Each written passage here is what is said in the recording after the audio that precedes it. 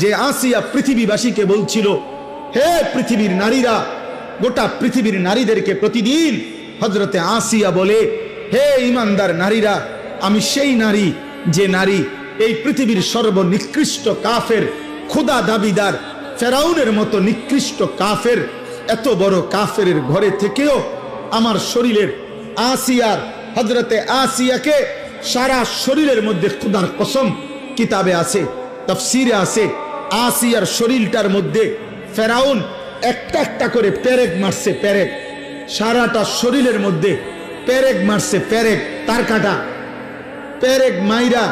এরপরে উনাকে বান দিয়া এরপরে বলছে, আসিয়া এখনো সুযোগ আছে, ঈমান ছেড়ে দে, মুসার কালেমা ছাড়, আমার দিকে ফির, নাই তো আমি তোকে মেরেই ফেলবো। হযরতে আসিয়া বলছিল, ফেরাউন বাদশাহী ছাড়া যায়, তোর মতো ফেরাউনের স্ত্রীর মর্যাদা ছেড়ে দিলাম,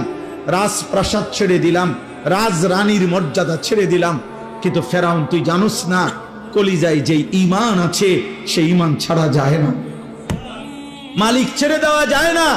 এমন রব ছাড়া যায় না, এমন সৃষ্টিকর্তা বাদ দেওয়া যায় না রে ফেরাউন, তোকে বাদ দিতে পারি। এরপরে তাফসীরের মধ্যে আছে, ফেরাউন তখন সিদ্ধান্ত দিছে তার লোকদেরকে আসিয়াকে জীবন্ত হত্যা না করে, মানে পেরেক তো মারছে, রক্ত ঝরছে, বলছে এই অবস্থাতে আহা জীবন্ত, মানে এখনো হত্যাও করে নাই, যে জীবন্ত ছাগলের চামড়া, গরুর চামড়া যেমনে ছিলে, আসিয়ার শরীরের চামড়া এভাবে ছিলতে থাকো। তাফসীরের মধ্যে আছে হযরত আসিয়া তখন আল্লাহর কাছে একটা দোয়া করছে, আল্লাহ এই মুহূর্তে আমি আর কেমনে সইব মাওলা, আমি তো জান দেব মাওলা তোমার জন্য, আমার শুধু একটা আবদার, আল্লাহ আমি জান্নাতে, তুমি আল্লাহর সাথে, তুমি রবের সাথে তোমারে ভালোবেসে মাওলা আমি আমার জীবন দিচ্ছি, আমি তোমার সাথে জান্নাতে একটা ঘর চাই, রব্বি বিনি লি ইনদাকা বাইতান ফিল জান্নাহ, আল্লাহ তোমার সাথে জান্নাতে আমি একটা ঘর চাই, আমি ওই জান্নাতের ঘরটা চাই, আমার এই দূরে আবদার। আল্লাহ তখন তাফসীরে আছে, আল্লাহ জিব্রাইলকে বলছে, জিব্রাইল